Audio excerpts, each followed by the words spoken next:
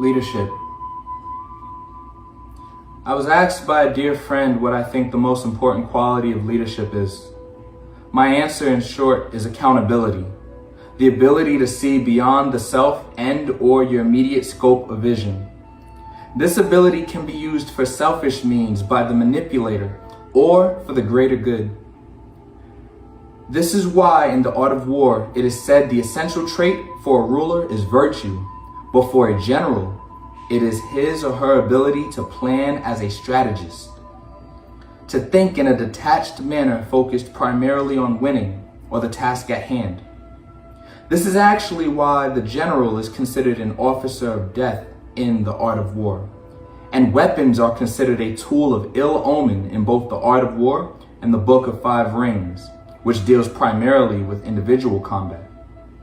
In the Book of Five Rings, they are considered despised by the way of heaven, except when it is something seasoned to end or to die, such as the wilting leaves in the fall. Thus, an army is utilitarian by nature, the means always justifying the ends. An army does not normally prioritize humaneness or justice, but instead prioritizes maneuvering. With that being said, we now tread into the difference between an okay leader and a true strategist.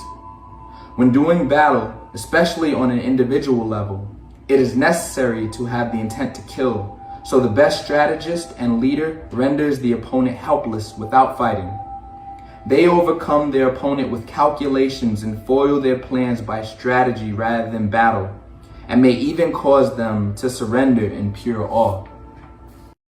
In the heat of battle, it appears there is no room for morality, but for the true martial artist, it is their way of battle entirely. To initiate battle is to do violence, but to do battle as a response is to wield force. Heaven smiles on the protector. The beginning of martial arts and the end of violence is self-defense.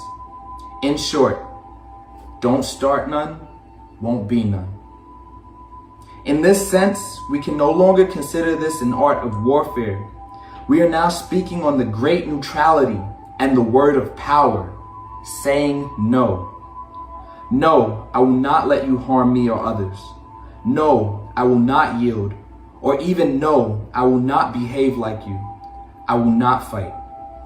This push and pull of nonviolent communication is a dance. This does not mean one will not exercise force, just that one will not initiate it. We do not have the right to harm someone. We only have the choice. I do not believe we should try to take away someone's free will, but instead exercise our right to protect ourselves.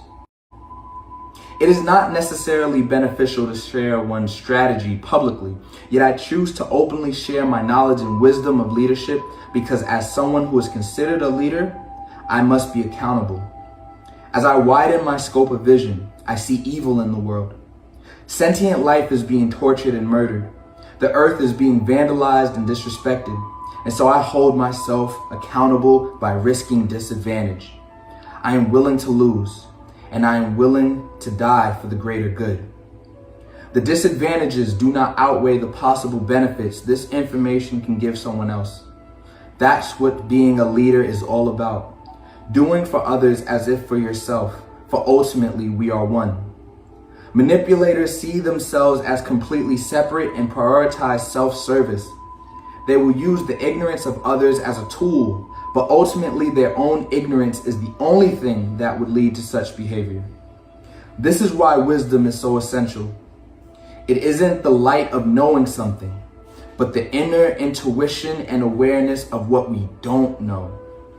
It's not illumination, it's illuminating of yourself and others. It's being aware of what you don't see. There are 3 ways for a chess game to end, and only one is presumed the goal: to win. You can also lose, and you can also draw.